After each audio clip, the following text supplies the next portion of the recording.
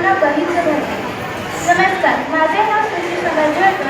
मी आता 8वीमध्ये शिकत आहे. आदरणीय गुरुजनांना आणि माझ्या मित्रमैत्रिणींना आषाढी एकादशीच्या आपल्या सर्वांना खूप खूप शुभेच्छा. आजचा दिवस संपूर्ण महाराष्ट्रातील अत्यंत पवित्र आणि चैतन्यमय असा दिवस आहे. पंढरपूरच्या पांडुरंगाच्या भेटीसाठी आज उठलेले लाखो वारकरी ज्ञानेश्वर माऊली आणि तुकाराम महाराजांच्या पालकांसोबत पंढरपूरला पोहोचतात. विठ्ठल हे केवळ दैवत नव्हे तर ते वारकरी संप्रदायांचा श्वास होते.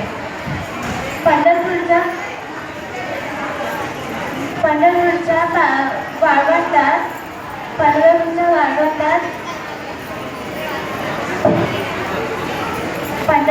वाळवंटात विठ्ठलाचे दर्शन घेतात.